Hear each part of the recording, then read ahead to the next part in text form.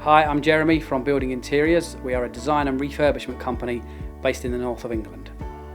We like to think there's three main areas to consider when you're looking at modern methods of working. One is agile working, one is hybrid working, and one is activity-based working. Agile working and hybrid working are much the same thing. It's about empowering your workforce to work where and when they want, whether it's in the office, or it's at home, or it's on the go. Activity-based working is something we are quite passionate about because it's about looking at the activities that you're doing throughout the day and then finding the right workplace setting to carry out those different activities. We've been working with many organisations through the COVID period that have been quite forward-thinking in evaluating what the space needs to look like in a post-COVID world. What staff seem to miss the most is the atmosphere, the buzz, the banter, socialising with colleagues. There are 6 main settings that you need to consider when designing an agile workplace. The first is collaboration spaces. Spaces where you can meet with your team. It could be a tiered seating area, it could be semi-private areas, maybe a booth that you can go and sit in with 4 or 5 people, or a high bench. Any areas where you can mix with your team but not necessarily behind a closed door.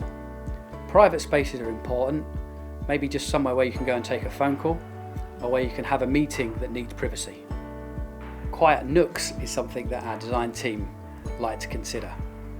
And it's an area where there's more than one person, you're with your colleagues, but it's a quiet zone, it's a quiet space. Unassigned desking is important. When a company adopts unassigned desking, it always throws up potential issues with the staff. The first one is normally, what about my storage? I have a 3-drawer pedestal under my desk where I can keep my private belongings. So the obvious way to overcome that is to install locker systems. Refreshment areas can often be developed into a better use of space. We sometimes call this the coffee bar, just somewhere where you can add a bit of design flair and where staff can maybe meet and greet and relax and interact with colleagues they wouldn't normally interact with. Or you can take your laptop there and carry out some of your daily activities in that space. A good integration of technology needs to be considered. Anything from charge points to audio-visual requirements, presentation requirements, maybe even extending to lighting requirements, all get looked at when designing an agile workplace. Some organisations that we talk to are initially concerned about the level of investment to implement agile working.